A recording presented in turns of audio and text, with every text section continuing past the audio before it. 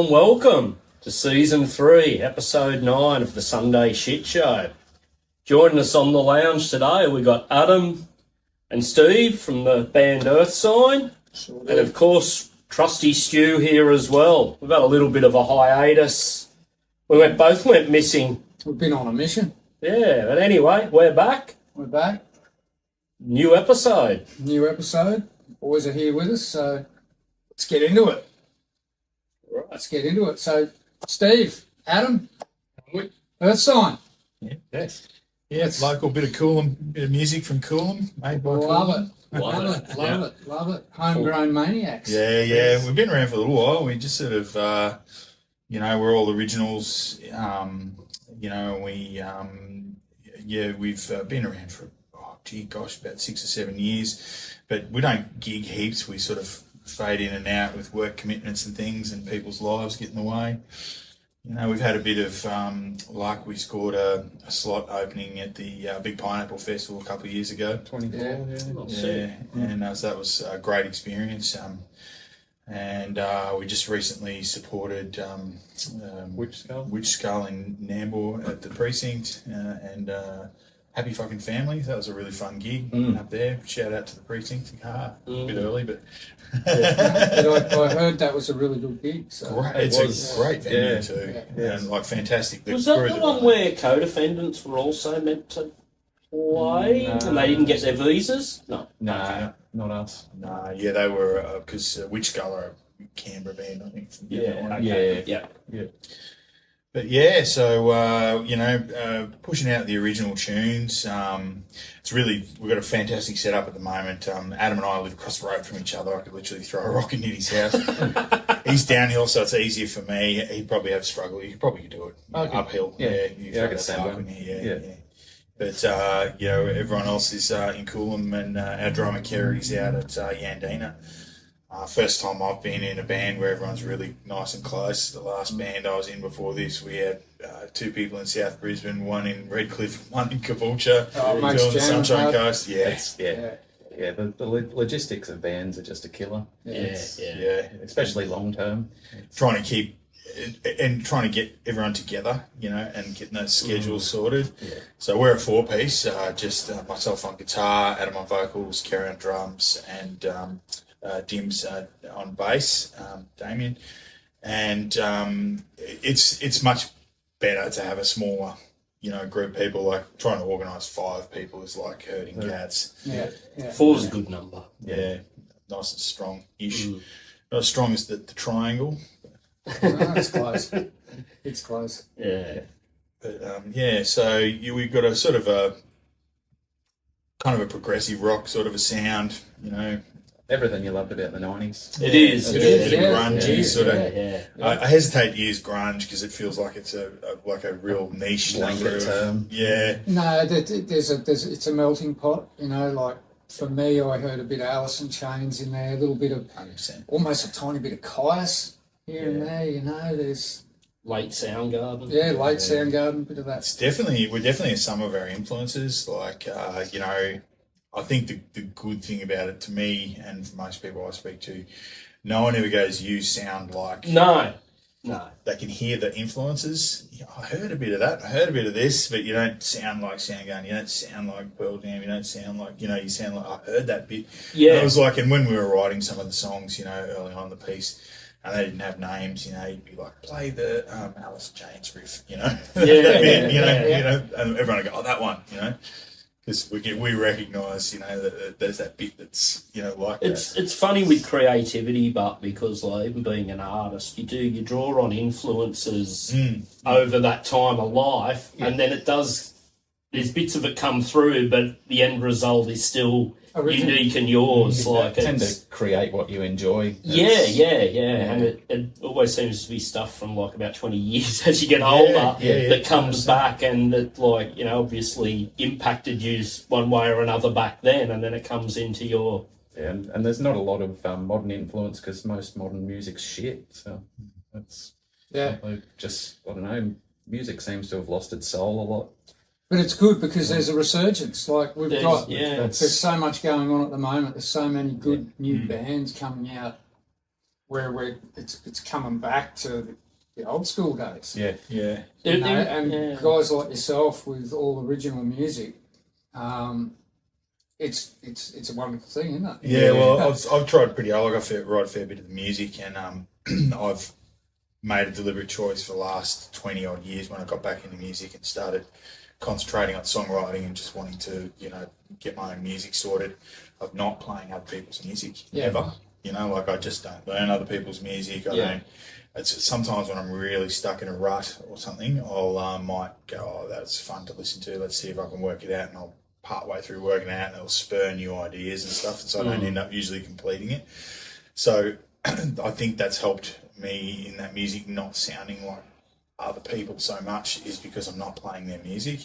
In the past, I found if I'm playing a bunch of, a particular band that I like at the time, then I write some songs, they tend to sound like that, So if I'm just kind of like, whenever I pick up the guitar, I just try to concentrate on either playing the stuff that I've written or, going into my riff bag and trying to complete those songs. They're kind of like puzzle pieces, you're just trying to figure them out. And sometimes I'll sit around for a long time without finding a resolution. Yeah.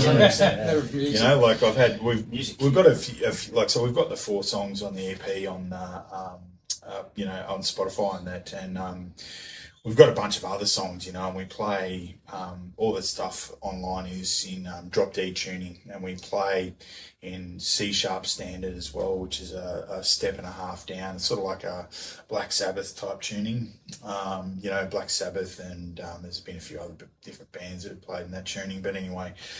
And so some of our other stuff sounds quite doomy and slow, like that Sabbath influence, that sort of stuff, which is a lot of fun. But, so we've got a bit of a diverse sort of a thing happening. So now while we're talking about this, we were having a chat before we got on air, and you're telling us a bit about a song. Victory at Sea. I want to hear this. Tell everyone. Yeah, that's my pick. Yeah, I really like Geltchy and I both. I said, I love the song Victory at Sea, and Geltchy's like, hey, I picked that one too. So it really struck a chord with both of us. But then you guys had a really interesting story to tell. Yeah, I think we're both pretty proud of that song. Yeah, it's a ripper. I mean, look, all the songs I listened to were good, but that one really. That's just to me. It gets like, I get when I hear the vocals and that, it takes me somewhere. I get visuals, like I see things, like I see a picture, the oceans and all that sort of stuff, and just, I get a little goosies when I play it. I'm getting goosies now talking about the song. It does. It's got a story, and it's sort of its journey. It takes you, and even like the introduction at the beginning's a bit drawn out, but it's sort of bit by bit it just builds. Yeah. Well, and it's one for me. It's kind of most of my stuff is sort of social commentary and political. It's one of the first songs I've ever written that was sort of a story.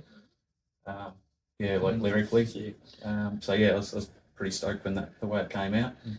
Yeah, so like we've been in this current incarnation of us with Adam as a singer since when you came in, was it 2021 or something like that? 4 years ago, something like that. But anyway, we had another singer previously, and we'd played that song and I'd written some lyrics for it. So when we were looking for a new singer, we had some stuff, okay, mate, could you have a listen to this song and here's some lyrics for you? And Adam came back, we're just going to have a jam, but he comes back and goes, oh, do you mind if I write my own lyrics for it? And I'm like, no, knock yourself out, mate, because I'd written it just so that I had, I'd written the whole song so that I'd have things to play with people, but, I wasn't attached to the lyrics. I'm not really, a singer, but so it was just to have something. And then he's come back with that, and we're just blown away, with the story and everything, and just went, holy Jesus, it was very, very cool. Yeah. So he's brought his own touch straight into the band. And there's all these little bits that, for me, there's... sail away across the endless blue, and like my old man when he was alive, he lived on a yacht, and he'd spent like half his life in the Navy, and so he was a sailor through and through, and he had a yacht called Misty Blue, you know, and he's, you know, sailed from Queensland right around to Geraldton in Western Australia and back. Wow. You know. So I always, you know, hear that and I just get this feeling of that sort of stuff. The emotion behind the Yeah. song. And then Adam wrote it, and it just I've played in a few bands before where people have tried to write me lyrics, and I really struggle to find the emotion in somebody else's lyric. Yeah. So that's sort of generally the process is these guys write the music, get it to a semi-finished state, and then that's when I'll start writing. Yeah. Okay. And I'll just sit and then, like, my wife thinks it's pretty mental, but I'll like literally sit for hours and just loop the same song over until I can find the lyrics, find the emotion in the song. And like he's a singer that sings like his voice is another instrument. Yeah. Like it's not the you know, the Aussie Sabbath school of, you know, I am Iron Man, you know, it's like he's the you know, the like the Dio version of Sabbath where his voice is completely detached from the song and it's threads in and makes its own melody. It's like having another instrument, which is awesome. Yeah. I absolutely love it. It was really confusing when you first joined because you like his vocal cues might come up slightly before or slightly after. So I just couldn't at first catch what he was. I couldn't listen to him. I had to just block it out and you know, concentrate on the drums, you know. Because it was, but now, you know, we all rely on his vocal cues, but now we're used to that sort of stuff. But at first it was a bit of a struggle in a good way, you know, you're expanding, and I was really happy with the way that was working out. So yeah, it's worked out pretty good. awesome. What's coming up for a song? What's on the radar? We've got about 7 or 8 songs that we want to get recorded, sort of ideally by the end of the year. Whether or not it pans out that way, but sort of we'll start looking at recording. Yeah, we've got to get on board and just trying to tack on a few supports and stuff. Trying to push a little bit more. Like we've, we're in a much better place. You know, like last year was a slow year for us. Drummer had a new business, and you know everyone had commitments. I was quite sick in the start of the year, and you know everything's just. But the good thing about the band is, you know, we can always just pick up where we left off. It's always been the agreement, like the band comes second to family and work and all of that stuff. This day and age with the cost of living and all that, it's become like family first. Yeah, and you got to not be stressed about, you know, if someone rings up and I stuffed up, I forgot, or something's happening. It's just got to be like, okay, it's all good. Like we might go for 3-4 weeks in a row where one of the guys out of the 4 has something on and we can't practice, and so all right, we'll try again next week. And the good news is, like, you know, when we've formed the band and every time someone joins, it's a big chat, and the chat's always about this has got to be fun. Yeah, and I couldn't agree more. Yeah. We're doing this because it's fun. Why do it? Yeah, and if it stops being fun, we don't want to do that anymore. You see a lot of big bands go through that struggle, hey, you know, they it start becomes a off and chore. it's fun, and then it becomes work, and then they end up arguing and fighting in amongst themselves. that's right. I mean, our practice is the best night of the week for all of us, pretty much. Like we go in and we have a laugh, you know, and when we're working stuff out and we stuff it up or someone stuffs it up, we just all stop and have a laugh and start again. It's not like, stress. Oh my God, how many times I got to, you know. It just doesn't matter, you know. I think that's one of the very few. Come up. we've got a visitor. another one joining us. About time you showed yourself today.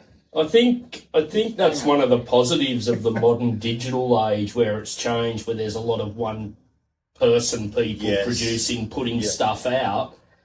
But I think it has created a bigger fun element because you don't have the big costs attached like you used to. You're not trying to chase a major record label, all that stuff. Doesn't exist anymore. Yeah, so you can keep it a bit more fun if you don't have them, and 5% goals of the. At no point are any of us sitting at home waiting for Wembley to call. You know. No, it's like it's if we can pick up a few good supports a year and get a couple of songs recorded, well, happy days. And it comes through, like even live shows, you can tell the people that are under, that have to playing for perform a reason or whatever.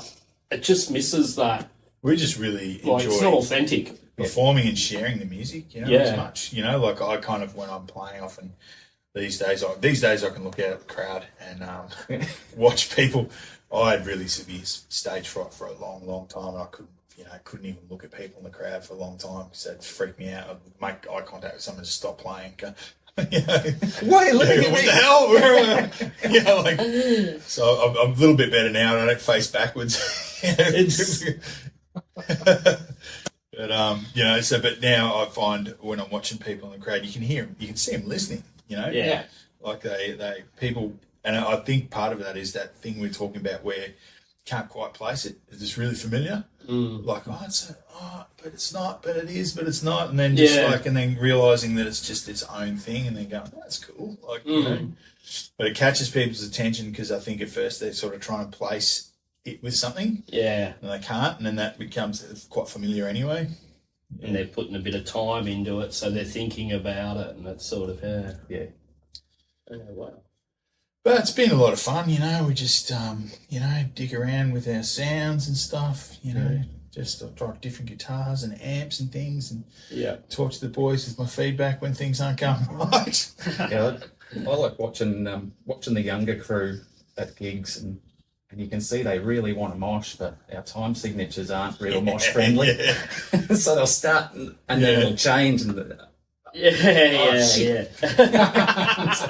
It's that bloody proggy. We've got the bits of the like stoner rock sort of grooves, but they might change. It can be a bit linear, like that progressive sort of thing, rather than and like I write some messed up time signatures that don't always work, but sometimes we pull them off. Syzygy's a good example of that, and Syzygy, great word, convergence of celestial bodies, one or more celestial body in alignment. That's a Syzygy, and I just loved it. I saw it on a TV show, and I was just like, it's got no vowels, this word. X, Y, Z, Y, G, Y, I'm like, that's the strangest word, just stuck in my head, And then just called it that just to be, and then he's managed to write some words to it. And just, back to the young guys, it's so funny. You see them at some shows, they're a little bit lost. The hardcore scene's a bit different, but it's a bit more core with the young people. They get right into it. Yep. But it's only such a small minority. But I went to a show in Brisbane 2 weeks ago, young guy called Sweet Boy, because my son's in their band. And I struggle to listen to that music on Spotify. It's very low key down. They played the Triffid, sold out. Wow. Line up at 3:00 in the afternoon, and I'm like, it's the first time I've actually gone and seen a young crew. That's awesome. Like waiting to. Yeah. It was only their third live show ever, and I just don't know how it's all. Like they done the Metro in Sydney the night before. Far out. Then that, and live. Love their stuff. But didn't transfer as it just well. Then when I went back and listened to it, I don't know. I think it's just my youth didn't. I get a lot of the same with guys like Ben Harper, and I struggle to listen to it on an album, but hear it live, and it's just incredible. Xavier Rudd's the same. My wife loves Ben Harper and Xavier Rudd, and always playing at home, and it's all right. Live, and I think a lot of it comes down to the musicianship that they've that they've got in them. And and I think those really like next level musicians can make something quite difficult sound quite easy. They make it sound like it's simple, but it's not really. It's just that level of musicianship that carries across. And I mean, both those singers have got incredible voices. And then you look at Xavier Rudd, bloody, looping and playing didge and playing, drums, it's like 15 parts of your brain going at once. Like, no, thank you. And our mate Azza, who's our the fifth member of Earth Sign, is sound engineer, sound engineer, extraordinaire. And he's done all the recordings for us and the mixing and. He's done, he builds amps, sleepwalk amps. Incredible guy. He's got, wizard with guitars and all the rest of it. You know, all around the world with Xavier. He was Xavier's sound guy for a lot of years, and he'd be posting on Facebook, night's gig, and you'd look out and there's like thousands of people. So but he nightmare for him to be on stage trying to tweak this rig for Xavier and be controlling his sound. Oh yeah, I can imagine that would have been what a job. Yeah. What a job trying to put all that together. Keep it all running. Yeah. No, that's and that is the thing. That backbone makes the biggest difference too. Yeah. So you got something here, Steve? You want to have a Yeah, chat mate, about? I've got some shirts for you guys. Oh, cool. I just grab one, and they're different sizes, so one will be smaller and one will be larger. Let's have a look. So speaking of Victory at Sea, which is our pirate song, this is in the theme of the pirate song. Oh, that's we sick. have a pirate shirt. Yeah. That's so cool. So that's actually Blackbeard's flag. Yeah, that's wicked. sick. Which it's a killer. I always thought it was a There you go, killer people. graphic. An important thing when you go to a live show, the best way you can support a band is their merch, even though some venues are getting greedy now. Yep. You do the sums at shows, and it's like, you guys aren't making them. Oh no, Thanks heaps, fellas. Yeah. That's awesome. That's awesome. yeah. It's definitely the only way. I mean, it's largely a love job. We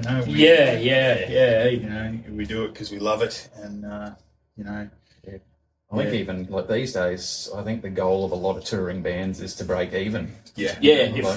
Not often costs money. Yeah. It's you're certainly not touring to put some into your retirement package. No. I mean, you give away your music for online stuff, basically, and you're never going to make any Don't money out even of get that. 1 cent to play. Yeah, It's like, if you're lucky. Yeah.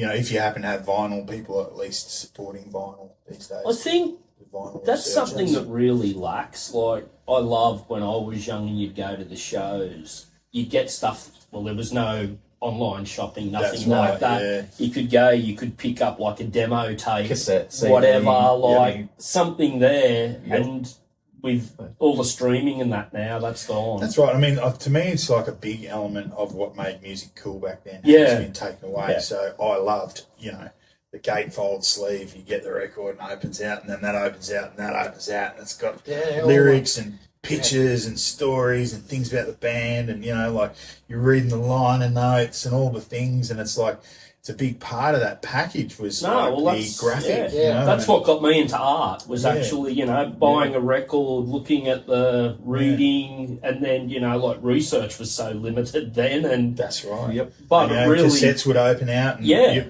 CDs would be booklets. And there was this. You were buying a piece of art with your art. Or even buddy going and sourcing the time off every week to find out what was happening and then you used to have the street press magazines That's that were right. brilliant, like Yeah. no Google, no nothing back then, but that was a journey, and You'd read about bands, you'd read a story about the band in a magazine, and there might be new bands that you pick up where they're describing their music. exactly, You don't hear it. yeah. So you're like, oh, that sounds like something I might like, so I might invest in purchasing this thing and see how it goes. Or another big one for me when I was younger used to be that bands that talk about their influences. And I'd be like, oh, I love this band. And they're like, who are their influences? I've never heard of these bands. I wonder if, I like these guys. And they reckon they're influenced. Let's give it a go. And like, 9 times out of 10, it's a match. Yeah, it become an adventure, Yeah. So certainly... And you had them bands just that hadn't broken through yet, like early Silverchair, early Grinspoon. And I think that's the peak where they're just giving it everything they've got to 150 people. Like, you just can't. Well, just by chance, we both happen to have been listening to Powderfinger recently. early Powderfinger. Powderfinger, and I can't go past Internationalist as an album. Double Allergic's the second one. Yeah. I went and checked that out after our conversation. But Internationalist, mates, it just takes me straight back to the 90s. you know, that was obviously a good time for me, you know, being young and, Yeah. you know, and that was a rad time for music and all that sort of stuff. And I've been listening to the deluxe version of that on Spotify, and there's they've got a Powderfinger live at the Wireless. They play Oh, 2 or 3 wow. songs, you know, Wow. and you can just hear them. There's like it sounds like there's maybe 10 people in the studio. And they're going, come on, yeah, Yeah. and they're chatting and they're going, you know, we're Powderfinger, and we're on live at the Wireless, and it's just like you can see how they've not yet crashed through that barrier and like became one of the hugest bands ever. But it's really refreshing listening to them. Yeah. Enjoying At their themselves. grassroots level. Right, Yeah. just about to push through. Got this incredible. Yeah, that's You know, back at that, their catalogue of music at that point was incredible, and they went on to make even more incredible albums. Yeah. You know? But you know, it's always good to revisit some of the stuff you can't find these days. You know, like, and then suddenly, eventually, they'll find their way onto a streaming service. There's this band, a Brizzy band originally called Bud, Budd. They were like, you know, we used to go and see them at market days and stuff in the early '90s, and it was. You know, Triple Z market days and stuff, and that it was around the time Screen Feeder and stuff, and No One, and you know, they were coming up and all that.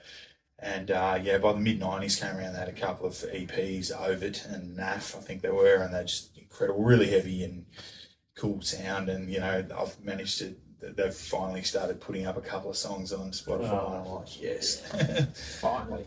yeah. it's Good to revisit things like that and hear them. Yeah. Remember seeing them at the Doghouse in Hobart when I lived there in the mid '90s, and they just put on this killer show. Yeah. Oh, good old Spotify has been an absolute blessing and curse for music. Yeah. It is. It's and unfortunately, you know, the majority of people watching it were born with mobile phones, and they don't know what we had, and Yeah. it's It's incredible to have almost anything you can think of in the moment you think of it, being able to listen to it. That blows my mind. Yeah. You know, Yeah. like someone says something about a band, you should listen look to you it. can Yeah. just Right. there and then, You're not Yeah. waiting for the Play record. it, That's- you know. Yeah. But and the amount of new stuff I've found just by rabbit holing on bands that I've sort of, you know, go and listen to something in particular and then just let it go. Yeah. And then it starts playing on the radio channel and yeah. fuck, who's that? Yeah.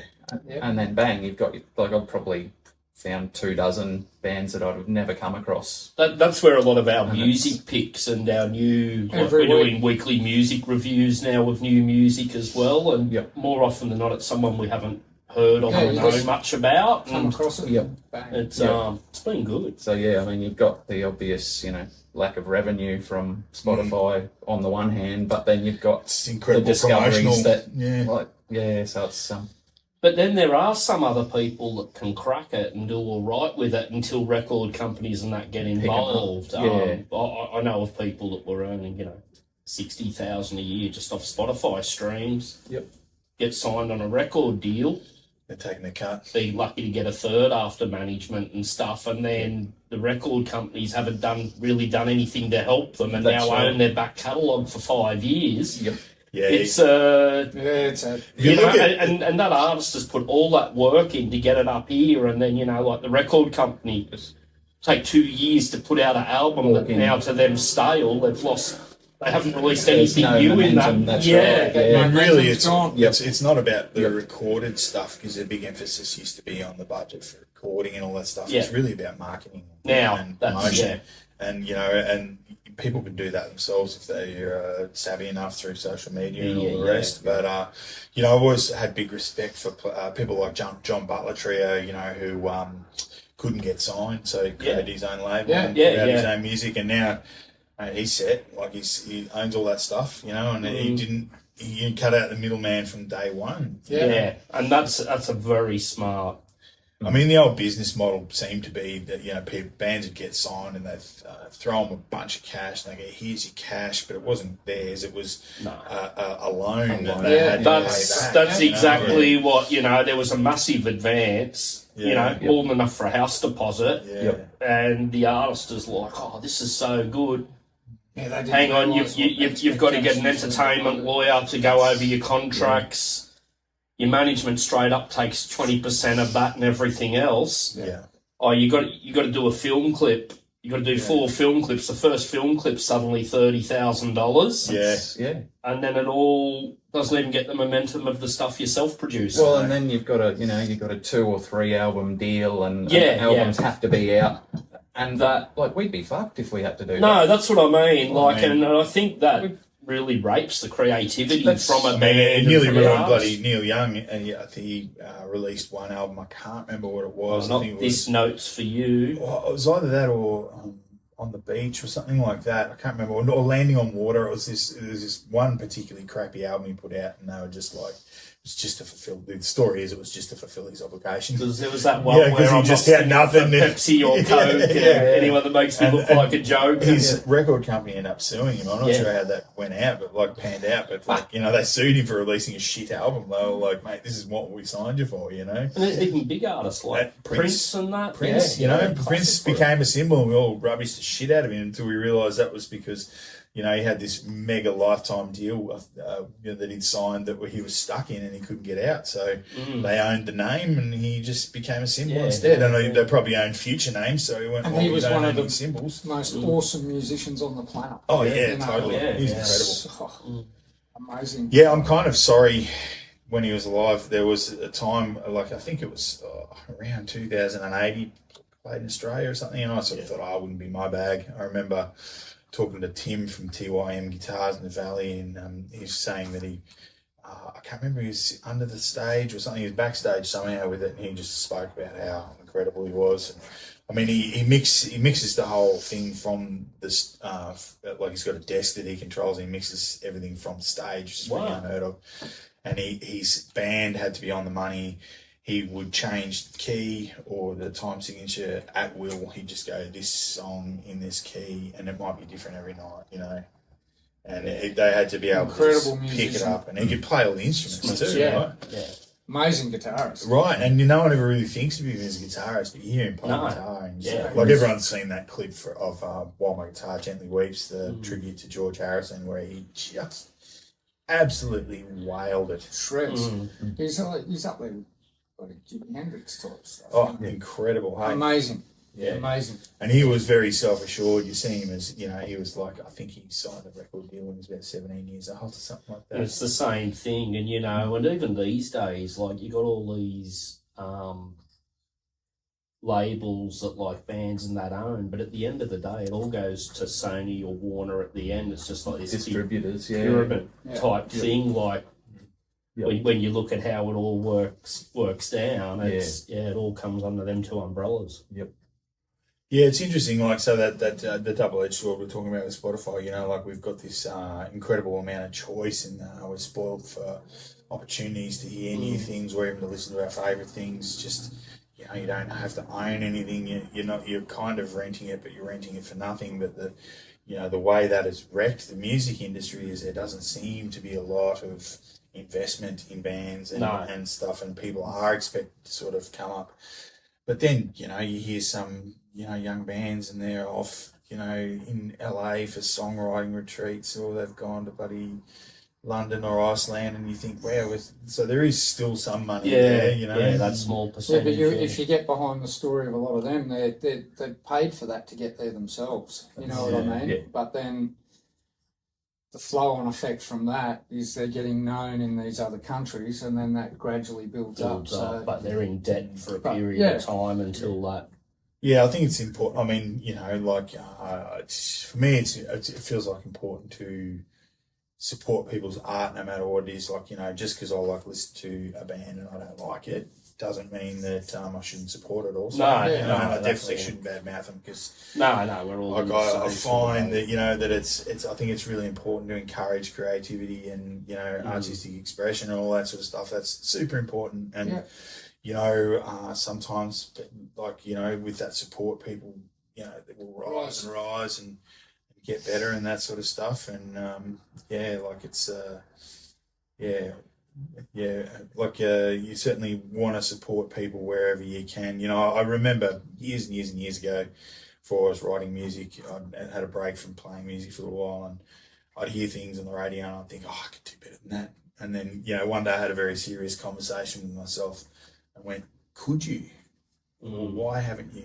Yeah, And why haven't you? how can you sort of poo-poo this band who are doing it and you're not doing Exactly. it? Like, you should just shut up, put Yeah. up or shut Yeah, up, sure. mate. You Get off don't- the pot, sunshine. Yeah. When you're on the outside, you don't see the struggle that they've had to get there. That's right. Yeah, And then I went, okay, well, I'll do my own thing now. So I started writing music, and as soon as I did that, I had a different appreciation for all the stuff that I'd listened to, and I went, oh, okay, I probably shouldn't be as harsh. I'd say it's life, isn't it? Yeah, there's yeah. so many things in life where we can quickly discriminate against it, but hang on a minute, they're actually doing it. What's the reality of the situation? What's behind it? You know, am So, I prepared to put the time and the effort Yeah, in to achieve that, where they've made that sacrifice? They've to do already that? done it, Yeah. 100%.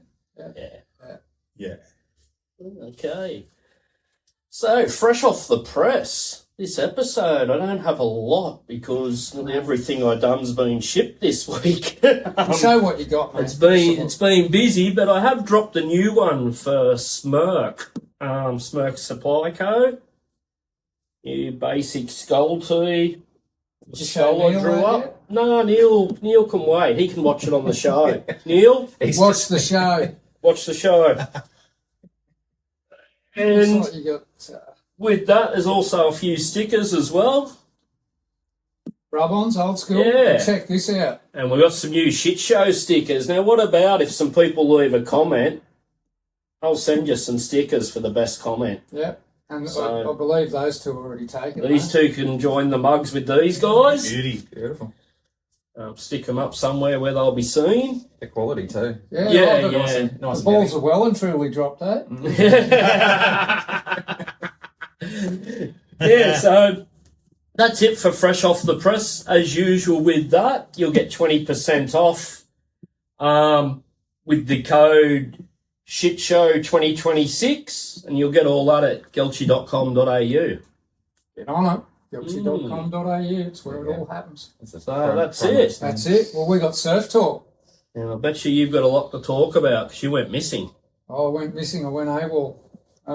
Yeah, the Bonsoy Pro at the Gold Coast. What a great event. And I don't know, to me, I was talking with quite a few people at the comp about it, and the feeling there was incredible. I've never been at a surf comp in my life that had the buzz that competition had. And it reminded me, not that back then we didn't have the internet, but you had the magazines and things, and, you know, you'd see videos like Sarge's Surfing Scrapbook or something like that. That was like the OP Pro at Huntington Beach in the 90s, like Yeah. dead set. There were a couple of times I looked out and you were lucky to see a grain of sand on the beach all the way into the water, especially at the finals. Awesome. Just amazing. The vibe was intense. And the surfing was incredible. The level of surfing between the men and the women was just second to none. But such a great atmosphere, and to be part of that, you know, the Skegs played there one night. That looked incredible. I seen the video of Skegs playing, and just So good. so many people right on dusk, Yeah. right on the point, people surfing past. Yeah, it was amazing. Amazing, Like, yeah. really, really good. We did manage to put up a couple of little shorts and Yeah, stuff, we and did. We that did. you'll find on our socials, Yeah, YouTube. Yeah. yeah, there's reels and shorts. So, and you know, met a lot of cool people and old faces and new faces. So, really good comp. So, yeah, we had Ethan Ewing. He got up and ended up winning the event over Connor O'Leary. But as I say, everyone surfed amazingly. Steph Gilmore came back, you know, a couple of years hiatus, and just killed it. You know, Luna Silva, she was ripping, but Steph in that final, she Another level. just, Smashed it. yeah, turn the volume up. Come on. Home break. I do have a gripe from that comp. That Right. drop in was the most shittiest unsportsmanship Which type one are you talking thing. about? That was the trials. Was that the trials? I think so. Was that with Dimmy? Yes. Shimmy, Dimmy. That style? was. It's pretty average. Rules have to change. There has to Yeah, be. look, There has to be something when it's that blatant. It's fucked. Yeah, look, It's just you don't deserve to win if that's what you have to do to win. Yeah. That's my take on it. I know rules are rules, we but saw that with Parker and Slater that time. yeah, I know. And Yes. You know, I and, think and we've seen it. There's been other. strategic. It's Strategy, it's you know, strategy, surely strategy, you know, the it's spirit tactics. of But common the sense. spirit of competition and stuff. You shouldn't be strategically stuffing something up just to win. You know, like I you don't, you that's don't win a unsportsmanlike. car race by ripping a wheel off someone else's car. you Yeah. don't. Like, You don't. come on, like it's. Yeah. There's got to be something in the judging system to go, no, Yeah, no. that's just shit. That should not be Professional allowed. foul kind of. Yeah. And I mean, look, Dimity was ripping. Oh, Absolutely shredding. So I mean, she shreds on the decks and she shreds in the water. But yeah, you know, also there could have been a major accident and injury from that too. Like, I know they're both professionals and stuff, but geez. oh, I don't know about that. Guilty. Oh, He's blowing up some tough calls here. oh. Barton, what's your views? The Stoke bloke. What do you reckon, Bart? Yeah. Sorry Yeah. to cut you off. No, And I no, don't want good. to put a downer on what was good. Look, overall, awesome event, great for surfing, mate. It showed that there's definitely resurgence I've just never seen that many people frothing on surfing in one place. Yeah, that's good. And It sounds like you know, obviously I wasn't there, but you see those pictures of Burley and stuff in the mid '80s. You know, the Burley comps. and Oh, stuff yeah, like it was- that, you know, the famous ones with MO and that, Yeah. and you know, you just see all the people. The on Burley headland just Point, packed, you just yeah. go, wow. yeah. You know, I saw something really funny. I can't remember who the surfer was, but he's come in from his heat and he threw his jersey into these pack of grommets. I'm not kidding you. This wolf pack went on for about 25 minutes and ended up security had to come and get involved because it was just this tug of war between about, I don't know, 20 groms all just That's classic. going for it going. over someone's jersey, you know, and that was it. Just little things like that. You just go, wow, you know. We need The froth more of levels that. high. The Yeah. froth levels high, you know. And in saying that, I think this year the WSL has stepped it up a bit. Like, Yeah, they have. I bet you they're regretting dropping Gold Coast for the number of years they did now. And Yeah, I just think that the way the path is now, we've gone back to the old way with the comps, you know, finishing at pipe and everything. All the surfers seem to be really on board with that and stoked that there's no final five and a cut. So that's Yeah. you know, there's been some great changes. I did see a headline, something like the Brazilian Fire takes out the Australian leg of the tour, which, yes, I do understand are Brazilians at number one, Iago's number one at the moment. and yeah. same with the women's. However, when you look at the events, there were more Aussies on the podium in the events than Yeah, I just think they're looking at it from a Brazilian point of view. and a numbers thing too, like where they are at the rankings. Yeah, and things like it was that. just So- interesting, like that Yeah. as a headline. Like, to me, you know, Aussies done pretty bloody good. Oh, extremely well. To have two Aussies win Gold Coast. goalie, Yeah. good work.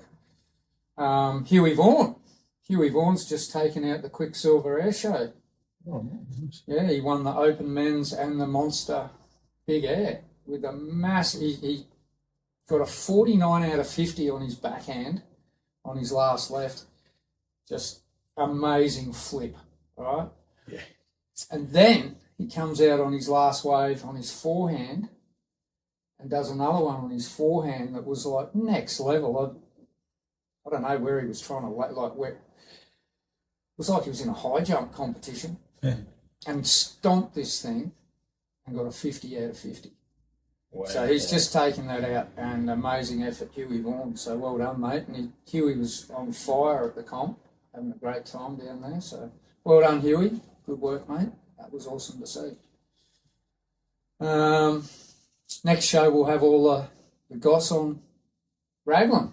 Interesting. Everyone's jumping on a plane and they're heading over, so Nice. Yeah, it's that'll be good. a fantastic place, Raglan. Yeah, a few of the boys heading over, so And with the surf stuff, we're trying to drop a weekly thing on our socials, Stu's Wave of the Week, where there's any videographers and that with a clip they want to share with us. Stu's going to give us a little bit of a commentary on it. Bit of commentary. Which, once again, you can check that out on our Instagram and YouTube. Yeah, had a good response to the last one we've done, and look forward to doing more. And thanks for the clip, Caden. That was a beauty. Dane Henry. Mm. Oh, beautiful tube ride. So short and sweet, but it was good. Yeah, short, sweet. It was short, fast, loud. I call that. Yeah, short, fast, loud. And the lip on it, mate. That had some nice wave. Pretty heavy, yeah. Beautiful. Okay, music picks. All right, music picks. Well, we'll start with the boys, eh? Yeah. Right, well, story time. I'll just talk about some of the stuff I've been listening to before I get to the place where we're going. Yeah. Like I mentioned, I've been listening to a little bit of Powderfinger recently, which is I've listened to for a long time. But, I got right into some Clutch over the last 12 months. I've been giving that a pretty high rotation. Love all that Stoner and Desert, all the Queens of Stone Age and the subsidiaries, Kyuss, Queens of Stone Age, Fu Manchu, Unita, all the sub branches of it all. There's just heaps of them, and they're all fantastic. But some of the prog stuff that I've been listening to, like 35007 and Samsara Blues Experiment, and there's a few more like that. But unreal stuff. But my pick has ended up being something that I haven't. They're going to be touring in December this year, which is Uncle Acid and the Deadbeats. Yeah. And they're an English band. I think they're out of Cambridge or somewhere weird like that. Seen them a few times here in Australia, about 3 times. Last time I saw them must have been about 2019 or something, down in Brizzy. But they're absolutely awesome. But the song is called Curse in the Trees. I've looked at my phone before. I'm not good with song names. Curse in the Trees, and I believe it is song 4 on their album Bloodlust. Nice. It's their second album, and it's a great album too. It's written from the point of view of like a cult leader, like a kind of a Charlie Manson kind of guy. And this whole thing's this sort of, very cool. Pretty dark and doomy and weird and English. It sort of sounds like the Beatles.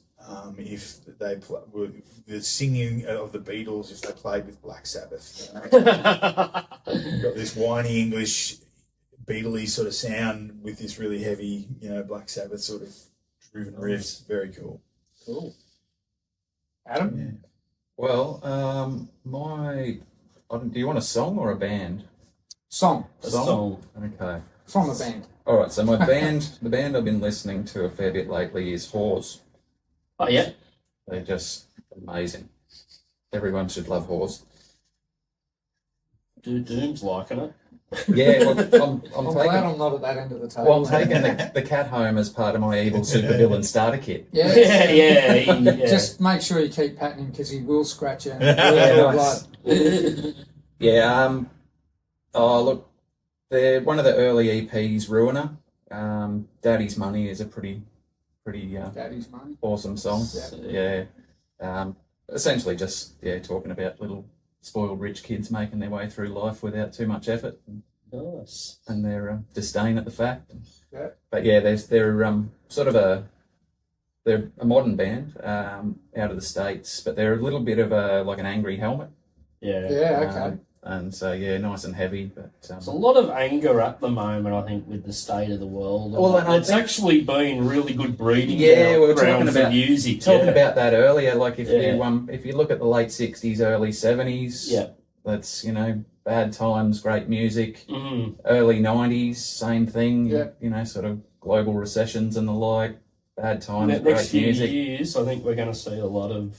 Yeah, well, so long as the orange clown's in power in the States, I think, the world's going nowhere good, anywhere fast. So, it'll be great for music at least. Yeah. Stu, what have you got? I've got a band called Library Card from Rotterdam. They formed in 21, female vocalist. And, they're sort of I'll call them punky. I mean, yeah, they're pretty good. But I don't know if you ever remember a woman out of America called Julie Brown. She had a couple of classic songs. Anyway, it's sort of my song Out of Context has that Julie Brown feel, where it's more almost spoken word in a way, but it's not. It's okay. but not really. She's not really singing this one. But give it a listen. Look Give it forward a to listen. giving it a It's listen, a good one. Yeah, library card. So Okay, yeah, Rotterdam band. nice. That's my. What do you got for us, mate? Okay, I'm going with a Brisbane band, and I'm back on my noisy journey. Oh, we love banging that noise. Headwreck from Brisbane. New metal, sort of metalcore, but there's like quite a bit of melody through their songs as well. Yeah. You know, one bit's angry, one bit's...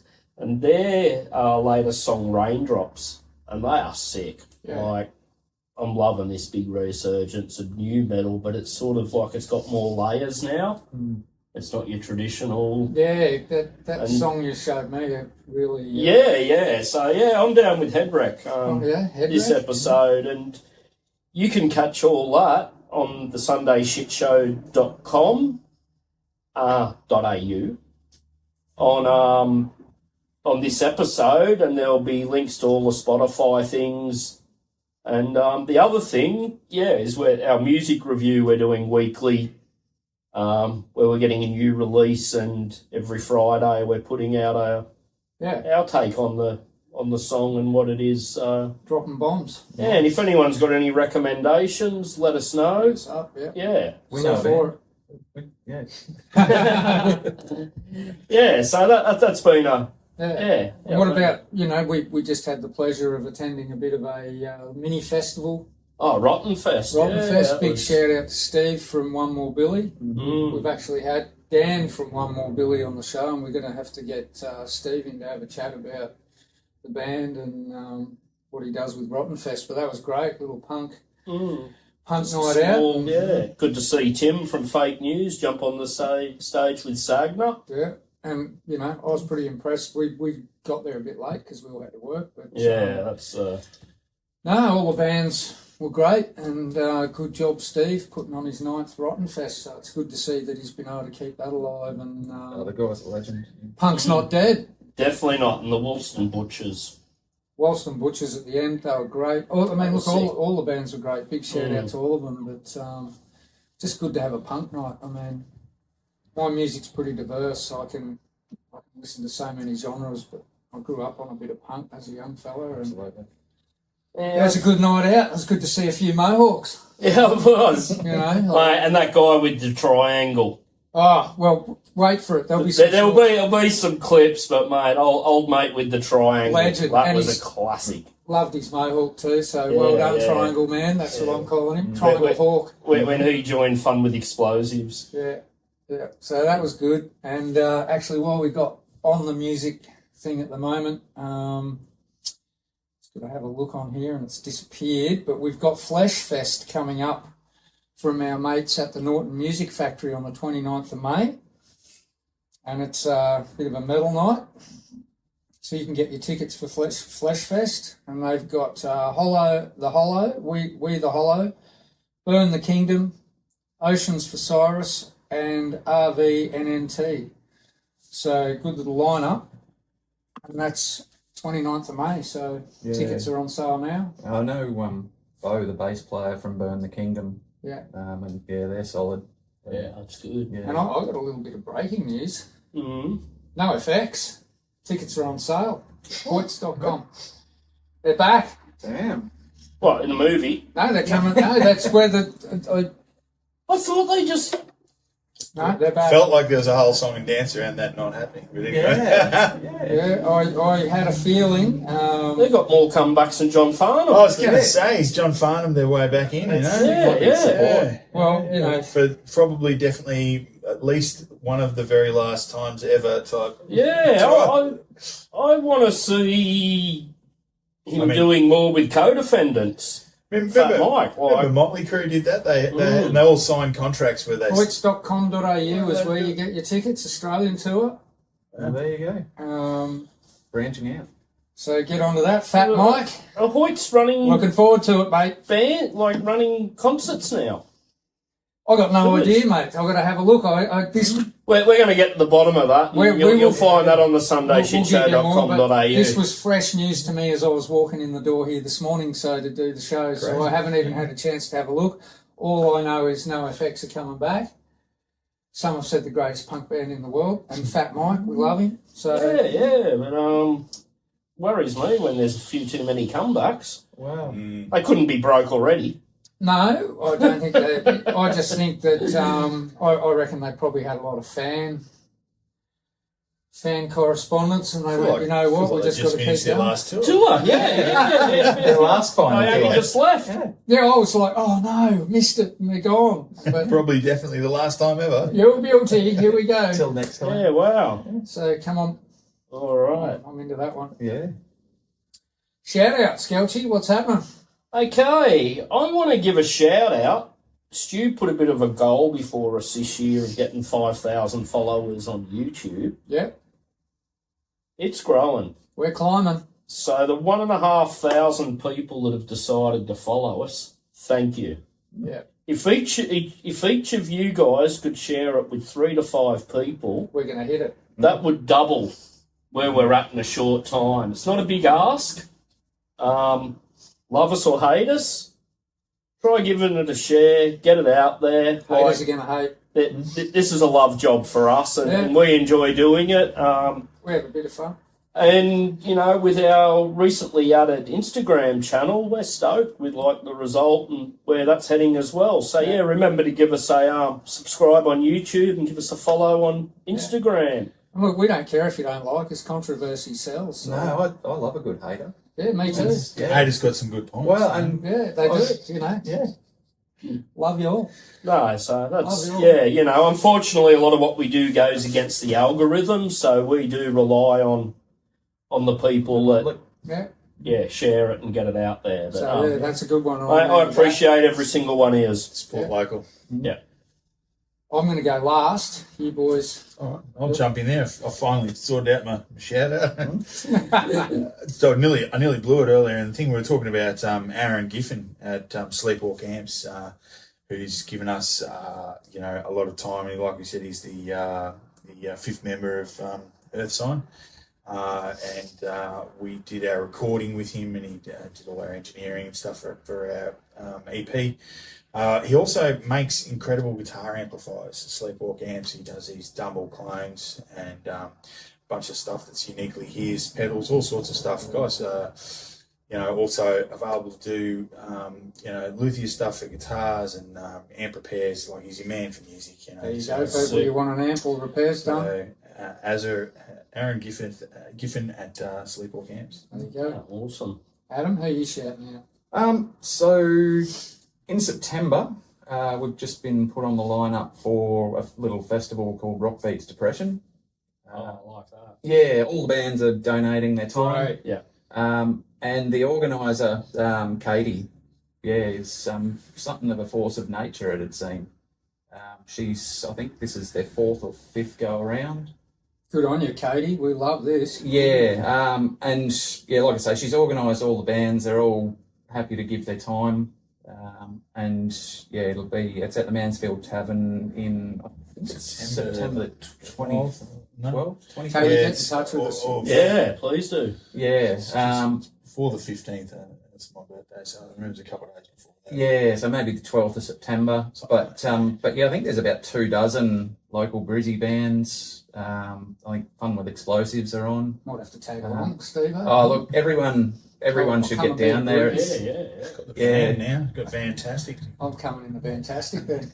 Yeah, they've got social pages. If you jump on Facebook, it's Rock Beats Depression, and just flick through the bits that ask you if you're okay and if you need help. When is it? September? September, yeah. Early or? Earlier, about the 12th, I think. Well, hopefully I'm back. I'm overseas. Yeah. Another little disappearing act can happen, but anyway, yeah. Yeah, but no, If I'm back, I'm coming. Katie and all the Rock Beats Depression crew, they've been gold. So yeah. Awesome. Yeah, going to try and put some funds together for I think it's Black Dog Great. Lifeline, and causes like that. So Yeah, close to our hearts. that's it. Get on it. You can get tickets already. So Awesome. All right. Okay, Stu, lucky last. What are you going to hit us with? Right, well, I've got a bit of a shout out. I have to look at my notes, but I just want to shout out firstly to my good mate Squidly, Paul Donahue, and my other tremendous friend Joey Stanley for everything at the Bonsoy Pro. Joey, AIC Sunglasses, major sponsor of the WSL. You need some sunnies, get onto Joey's websites. They've got an Australian one. Such great sunnies at a great price. And, back him all the way.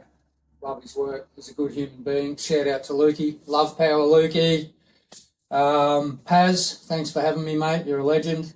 Look forward to catching up. All the great ladies and lads that I met, the Goldie crew, you all know who you are. Big shout out to all of you guys. And Cam, he young DJ from the Goldie. He put on a couple of DJs. It's called it was at the Good Call 3.0, so you can check out at Good Call on Instagram. Great DJ, Cam. Good on you, mate. Big shout out for you. And thanks everybody.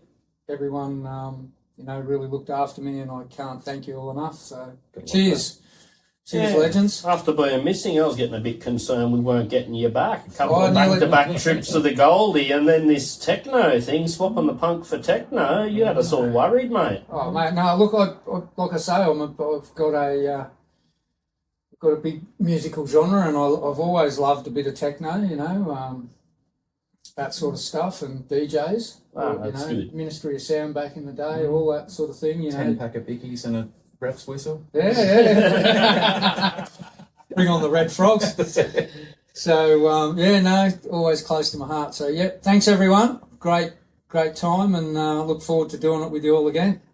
I wish I was getting on the big bird and coming to New Zealand, everyone said you're coming over, but too many commitments. You got jobs to do here, mate. Yeah, I've got too much to do here, unfortunately, at the moment, but big things ahead. Big things ahead. That's good. Oh, and one other shout out. Check out at Little Miss Florence. Okay, so she's jumped on the team for board carry. She's also with AIC Sunglasses. At Little Miss Florence is her handle on Instagram. Do yourself a favour, have a look at this little pocket rocket.